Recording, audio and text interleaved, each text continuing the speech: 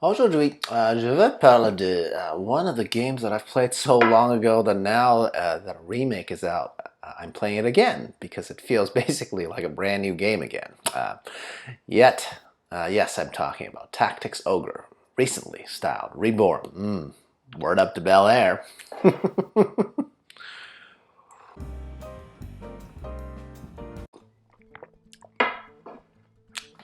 So, Zanpak here.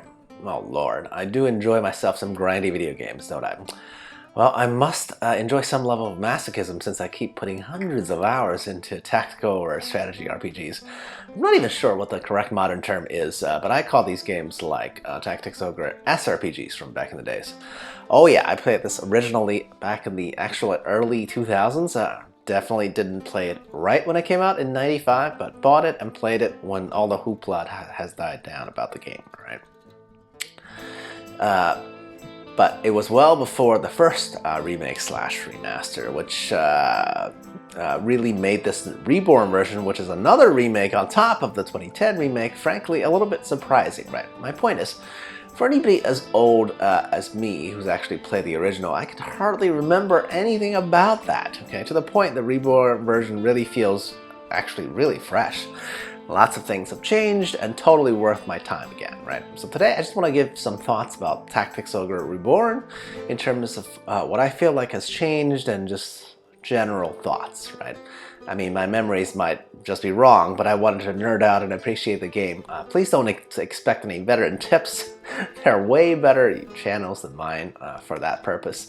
This video is just me pointing out some fun nuances because I love this genre and this series. I mean, this particular game started it all in terms of this isometric view, tactical RPG. And I think it deserves all the attention that it could possibly ever get, right? So if you enjoy some random rants from a dude with no production skills, clearly, like and subscribe, share and comment, or whatever. I'll be great regardless, because I'm already happy. Alright, so number one, right? Okay, choices in the storyline that you can make that actually matters, right?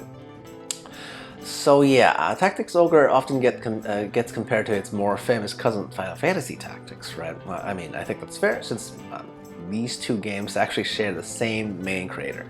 Don't get me wrong, my first entry into the game was actually Final Fantasy Tactics, and I loved that game and its story of political intrigue. And Tactics Ogre also has a surprisingly similar story of political intrigue. So is that bad? No, because in Tactics Ogre you get to make some actually realistic choices within the storyline, which seems, in what seems like really random moments sometimes, right?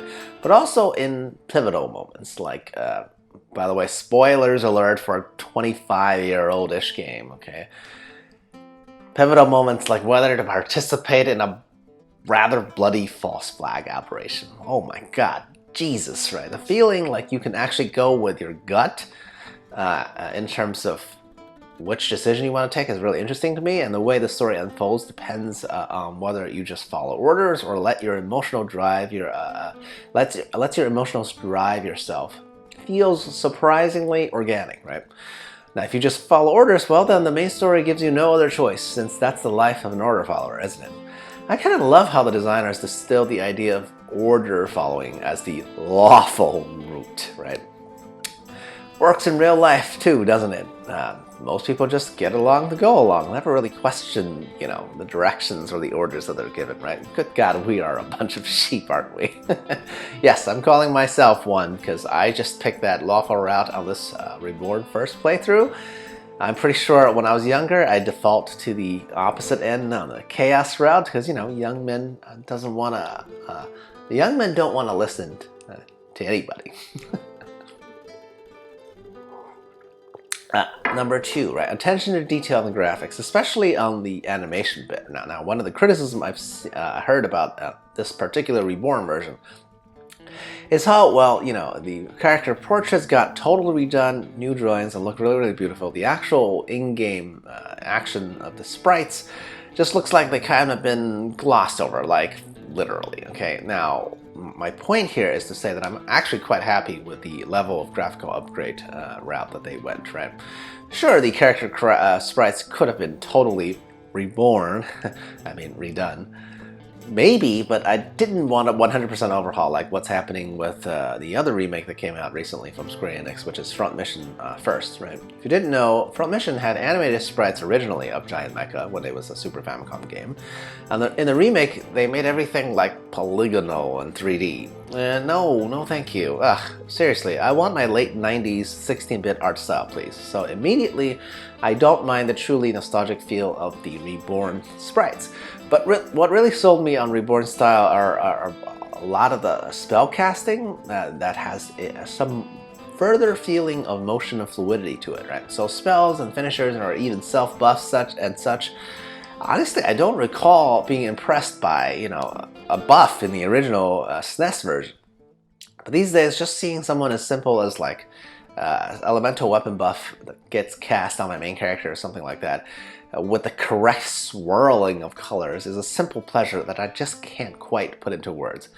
I mean, look, is it as flashy as part of particle effects in a game designed for PS5? Of course not, right? But it'll never be that, as it is a game at its heart that's designed almost 30 years ago, right? So I think it hits just the right sweet spot between what I felt like I knew and how it might look on a giant TV. I think it's really beautiful. Okay. Now, finally, my thoughts about this game is: do I love Tactics Ogre enough to want a, say, Ogre Battle remake next, or the Final Fantasy Tactics remake next? Now here's the thing, Ogre Battle, I think, as a serious contender, supposedly had like 7 or 8 episodes, right, in its totality, of which only 3 has been released. So canonically, I think Tactics Ogre is the 7th out of whatever number is the total number of episodes. So as much as I would like to see an Ogre Battle remake or remaster, frankly, I'd like to see more just actual episodes in the timeline itself, right? What about covering the missing episode 1 through 4, or show me some fun, show me some fun cameos like what Warren the Astromancer looks like as a young man or something. That'd be awesome. Or go full Star Wars and just move the timeline forward and give us real, proper sequels. Seriously, almost 30 years is long enough to wait for a sequel, wouldn't we all agree, right? My point is, I support Ogre Battle as a series. I'd happily pay full price for a game like Tactics Ogre Reborn just so the creators of the game can feel some love, right? Honestly, I don't care what I get next, so long as the genre continues to thrive. Heck, I feel like my love of Ogre Battle actually supports 2 separate but related genres, right? Because Ogre Battle, the original, and Tactics Ogre are both actually quite unique in how they play, especially at the time when they first came out, right? They were like real trailblazers. So imagining a sequel that has the same adventurous spirit to, like, show us some style of games that we haven't actually seen in whatever combinational form it might take yet, wouldn't that be something? Not a retread, but an actual new thing. Imagine that.